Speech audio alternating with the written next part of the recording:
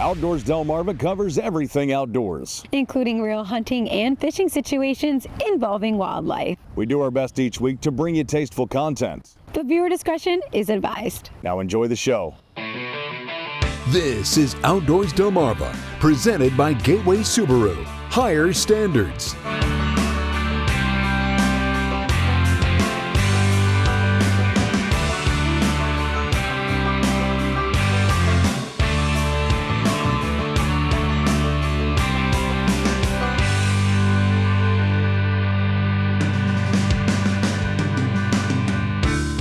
And now, here are Jason Lee and Lauren Hitch. Welcome to the Outdoors Delmarva White Marlin Open Special. I'm Lauren Hitch, and we're heading to the scales where my partner Jason Lee has a front row seat to all the action. Thank you so much, Lauren. Here at 14th Street, Harbor Island Marina. Today, day 6 of the White Marlin Open, and it is hot. Now, not just because the sun was beating down, but because it is the final day of the tournament. I got a chance to catch up with tournament director Madeline Motzko-Wainglass earlier in the week to talk about how special the 53rd White Marlin Open really is.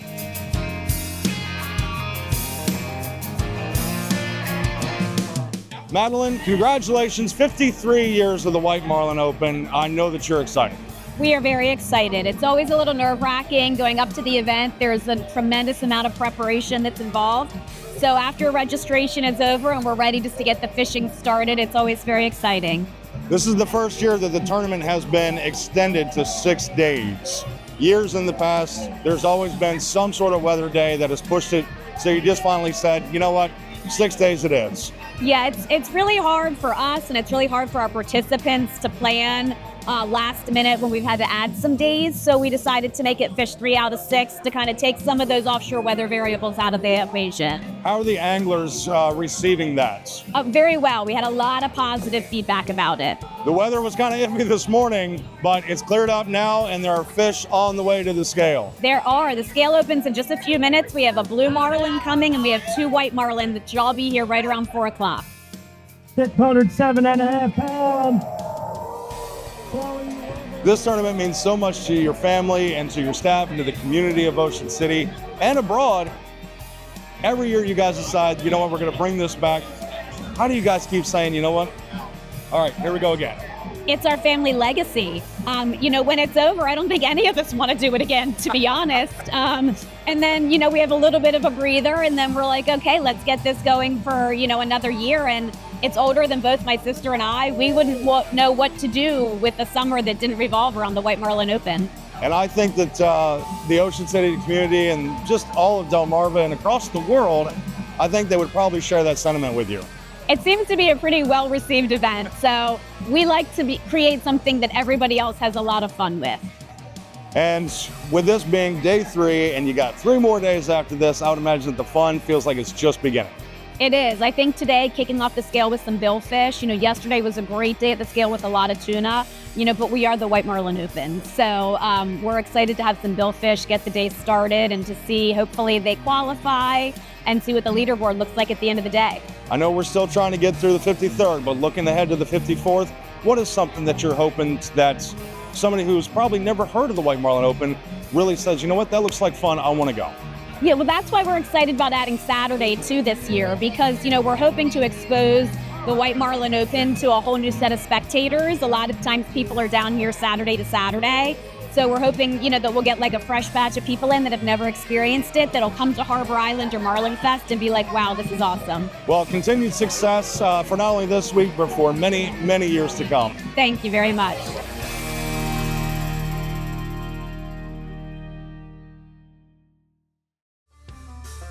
You're watching Outdoors Delmarva, which is presented by Gateway Subaru. Higher standards. The White Marlin Open has traditionally been a 5-day tournament, but tournament organizers decided that for the 53rd White Marlin Open, it would become a 6-day tournament.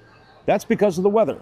And I had a chance to sit down with WBOC Chief Meteorologist Mike Lichniak to talk about why the weather is so impactful during the month of August.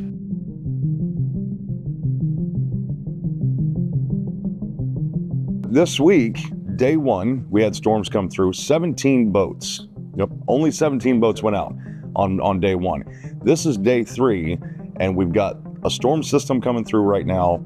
And looking at your forecast, looks like we've got some more weather at the end of the week. Yep.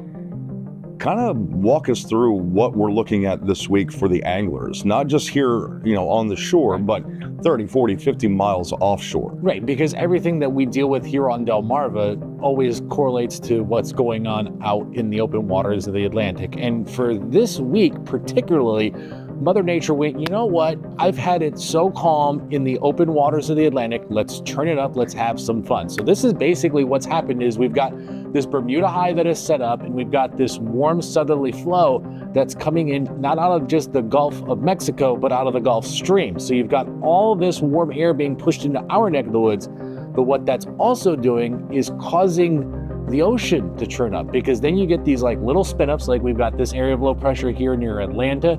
That's what was causing the showers and storms on Wednesday across Delmarva in the morning hours. And so you just got all this turbulence in the atmosphere, and that also then correlates into the ocean, because when you start to get these strong southerly winds, you start to churn up the swell, you start to churn up the waves, and that's how you get those monster waves from time to time.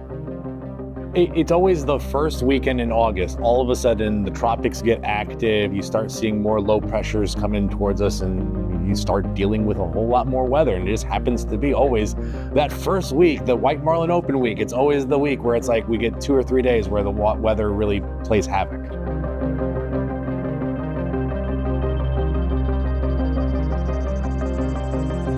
In your opinion, at what point does it become a safety issue? So thankfully, the Weather Service office, great group of meteorologists there. One meteorologist every single day is required to monitor the open waters and issue small craft advisories. Once you get a small craft advisory issued, that's when we start issuing those, hey, it's probably a little too rough for the smaller boats. If you've got a huge vessel, you could probably handle it. But then you start to get to gale watches, gale warnings. That's when we're talking winds gusting over 35 knots. That's when we're like, hey, you probably shouldn't be sending anybody out there. The atmosphere churning the way it is, and creating these waves and these conditions for the anglers, that's a whole different, because going out there to try to find the fish to begin with, that's a challenge in and of itself. You start to get into this, and you wonder, you know what, it might be a big payday, but in the end, they're really risking quite a bit for that payday, and subsequently for the enjoyment and the economic boost that comes to this area every year. We look forward to it, but at the same time, we have to understand these guys are possibly putting their life on the line. Right, and I mean, with big money comes big risk and big reward. There have been tournaments in the White Marlin Open where on the worst weather day, where they're the days that we're saying nobody should be out there, the 5 or 6 boats that sneak out, get out before the weather turns and come back in, somehow reel in the White Marlin that wins the White Marlin Open. It happens more often than not.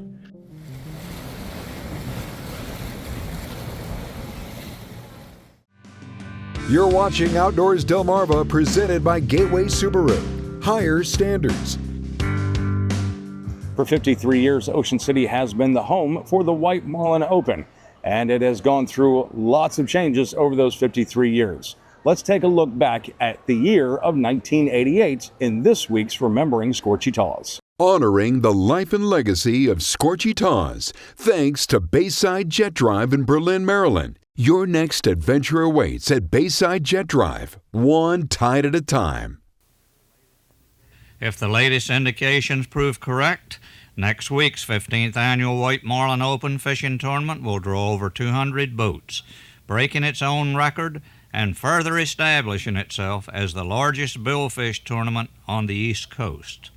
The White Marlin Open pays $50,000 for catches of white and blue marlin, wahoo, tuna, dolphin, and shark, with the top prize of $15,000 going to the angler landing the heaviest white marlin that meets or exceeds the established 65-pound minimum weight. The 5-day, Monday through Friday tourney is enjoyed by more people than just the anglers. In addition to the 1,200 contestants that are expected, thousands of spectators will converge on Harbor Island Marina, 14th Street in the Bay, to view the daily weigh-ins that usually begin about 5:30 p.m. and continue until 8 or 8:30. With the good offshore fishing anglers have been enjoying this week, the tournament promises to be a good one.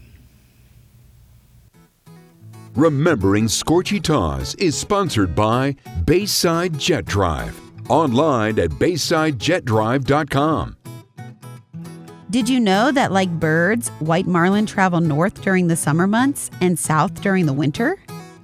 Did you know that the white marlin is the second smallest of the billfish species, only beating out the spearfish? And did you know that even though the federal minimum length to keep a white marlin is 66 inches, the minimum qualifying length for the White Marlin Open is 70 inches? Now you do. Did You Know is sponsored by North Bay Marina. Outdoors Delmarva will be right back.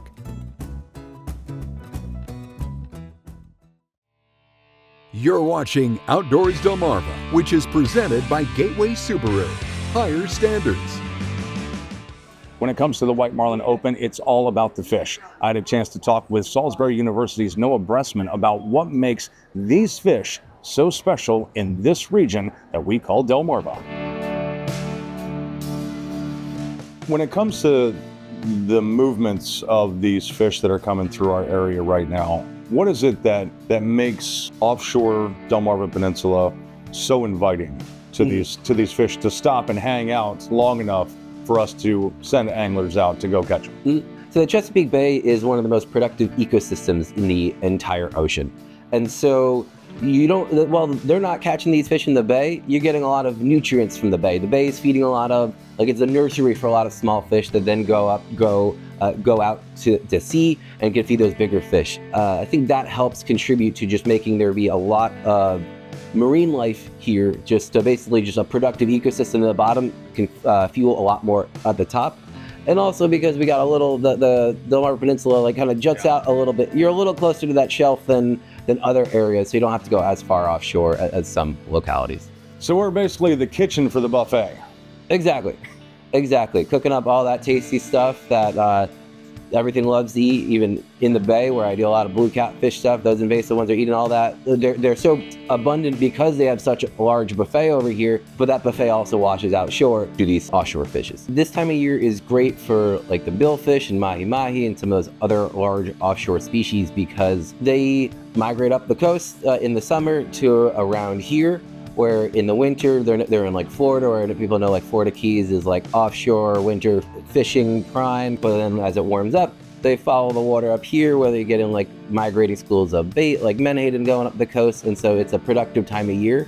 It's optimal water conditions depending on how far offshore you get. You also get some nice clear water without as much stormy seas. They're very visual predators, so by having kind of nice clear water, they can see their prey easily and catch them. As an angler who is aware of released fish mortality, I asked Dr. Bressman about the proper practices of safe releasing these fish in order to ensure they have a high chance of survival in these types of tournaments. We hear reports all the time about we've had a white marlin release. They bring it on, they measure it up, they don't feel like it's going to qualify at the scales, they release the marlin. Does the same thing happen to those fish that happens to the striped bass? It can. It all depends on how it's handled. Is it somebody using, again, too light of a rod and taking a long time to tire it to complete exhaustion and then gaffing it into the side and be like, oh, this is too small, let me release the bag? That's not really ethical. If you do proper methods, we got the right gear for it.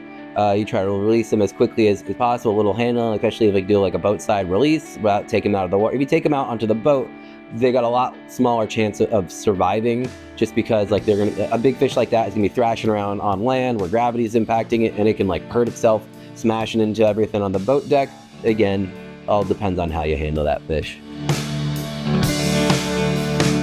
If you go out there and fish, it's your responsibility to make sure that there is another fish for the next angler to catch. It's really down to kind of what the angler does from their gear selection. Are you getting a thick enough rod, a bigger reel you can force a fish in more quickly, down to your hook choice. If you are getting circle hooks that are more likely to hook in the corner of the mouth, rather than gut hooking a fish, it's going to release a lot better. If you are banging it up into net or gaffing it on the side and things like that, versus kind of carefully lasso on a tail or something like that, or doing your full release on the side of the boat, that's going to go a long way. And the minimal time you can spend handling that fish, the more likely it's going to survive.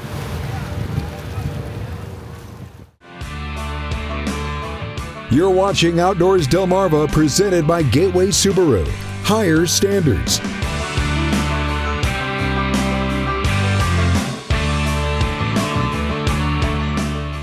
We're going to flip through the photo album and take a look at your latest pictures. Thanks to our friends at North Bay Marina. Beauty and fun on the water doesn't always come by way of a tournament scale, as Tom Williams of Millsboro sent us this photo of his friend net casting for fresh baits. Katie Brady of Chincoteague took a trip down to Cape Charles and reeled in her first cobia. Way to go, girl. Austin Eater of Easton went over to Broadkill Beach and managed to bring in his first shark. Now, if you're lucky enough to catch one, be sure to mind that business end on the release.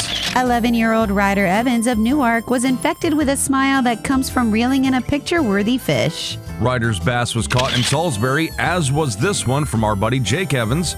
Jake also sent us a couple of pictures of Sean Flaherty, aka Nature Boy, with this big red he caught in the Chesapeake Bay, and this flounder he boated while kayak fishing in Ocean City. And Jennifer Elmer of Pocomoke City was out doing some kayaking of her own down to Assateague National Wildlife Refuge and snapped this gorgeous sunset photo with some ponies in the background.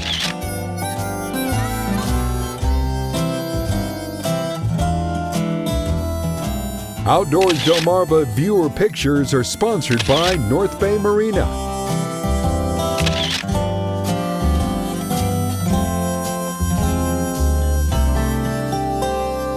Well, that's going to wrap up our coverage of the White Marlin Open here in Ocean City. We'd like to thank everybody that came by and said hello, and of course to all the anglers out there that gave us a great show for the 53rd White Marlin Open.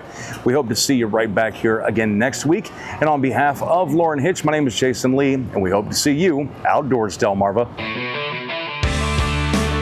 You've been watching Outdoors Delmarva, a Draper Media production, which is proudly presented by Gateway Subaru. Higher standards.